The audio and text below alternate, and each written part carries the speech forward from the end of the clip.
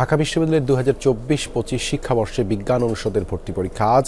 এ বিষয়ে বিস্তারিত খবরাখবর জানাতে ঢাবি ক্যাম্পাস থেকে যোগ দিচ্ছেন সহকর্মী সুমায়া ঐশী।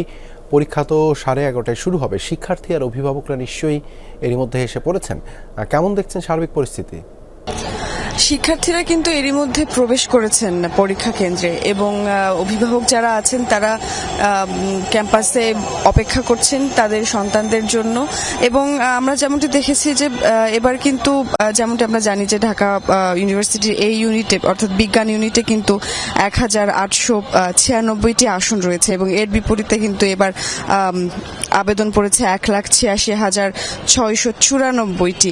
অর্থাৎ এবার কিন্তু বিজ্ঞান ইউনিটে বেশ প্রতিযোগিতা রয়েছে এবং এরই ধারাবাহিকতায় কিন্তু আমরা দেখতে পাচ্ছি প্রচুর অভিভাবক কিন্তু তাদের সন্তানদেরকে নিয়ে এরই মধ্যে উপস্থিত হয়ে গিয়েছেন। পরীক্ষার হলে প্রবেশ করেছে শিক্ষার্থীরা এবং অভিভাবকরা অপেক্ষা করছেন অধীর আগ্রহে। কয়েকজনের সঙ্গে আমাদের কথা হয়েছে, তারা কেউ দুশ্চিন্তা করছেন সন্তানদেরকে নিয়ে যে কি করবে, পরীক্ষা কেমন হবে। কেউ আবার বেশ আত্মবিশ্বাসী সন্তানদেরকে নিয়ে, বিশ্বাস আছে যে হয়তো ঢাকা বিশ্ববিদ্যালয়ের বিজ্ঞান ইউনিটে তারা ভর্তি হওয়ার সুযোগ পাবে।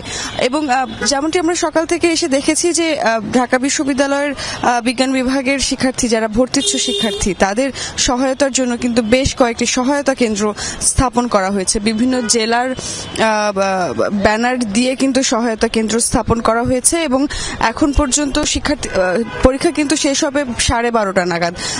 অর্থাৎ 12:30টার পর শিক্ষার্থীরা বের হয়ে আসলে অভিভাবকদের সঙ্গে মিলিত হয়ে বলতে পারবেন কেমন পরীক্ষা দিলেন তারা। ততক্ষণ পর্যন্ত অপেক্ষা করতে হবে আমাদের। ধন্যবাদ ঐশী যুক্ত হবার জন্য।